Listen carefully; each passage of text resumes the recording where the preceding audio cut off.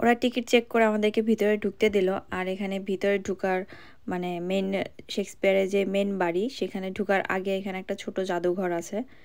তো আমরা আগে সেই জাদুঘরটা দেখছিলাম। এখানে শেক্সপিয়ারের বিভিন্ন জিনিসপত্র রাখা আছে সেই সময়কার। আর এখানে একটা ছোট বাথরুম, আগেকার দিনের টয়লেট কেমন ছিল সেটার একটা ডেমো এখানে রাখা আছে। তো এইসব আমরা দেখছিলাম, কারণ এখানে মেন যে শেক্সপিয়ারের বাড়ি, সেখানে যাওয়ার আগে এই জায়গাটাতে দিয়ে অবশ্যই যেতে হবে। তো এখানে সবাই দেখছিল। আর এখানে কিছু কাপড় চোপড় রাখা আছে, যেখানে যেগুলো গায়ে দিয়ে সবাই ছবি তুলে।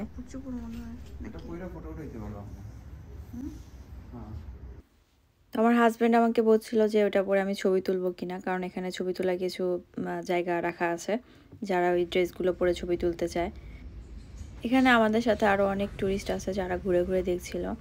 আর এখানে বেশিরভাগ সময়ই দেখা যায় যে স্কুলের বাচ্চারা বেশি আসে, তাদেরকে নিয়ে আসে এখানে। আর এই লিস্টটা হলো শেক্সপিয়ার কতগুলো বই লিখেছে তার একটা লিস্ট। আর শেক্সপিয়ার কোথায় বসে লিখতেন সেই ছোট টেবিল এখানে রাখা আছে। আমরা এগুলো সব ঘুরে ঘুরে দেখছিলাম। আমরা কিন্তু এখনও মূল বাড়িতে যাইনি। আর বাড়িতে ঢোকার আগেই এই মিনি একটা জাদুঘর। তো এখানে উনি কি কি অর্জন করেছেন, কি কি পুরস্কার পেয়েছেন সেগুলোও রাখা আছে। আর এখানে ওনার বেশ কিছু চিত্রকর্ম রাখা আছে, যেগুলো ওনাকে নিয়ে আঁকা হয়েছে। আর এই হ্যান্ডরাইটিংটা হলো শেক্সপিয়ারের নিজের, উনি নিজের হাতের লিখেছিলেন এটা। তো ওনার হ্যান্ডরাইটিং এখানে রাখা আছে।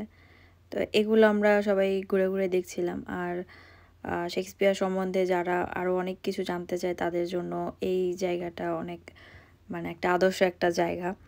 আর এই চিত্রকর্মটা অনেক সুন্দর।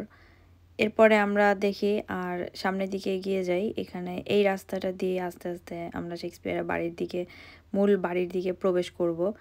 আর এই ছবিটা সেই সময়কার ছবি। এখন তাহলে চলুন আমরা শেক্সপিয়ারের বাড়িতে প্রবেশ করি।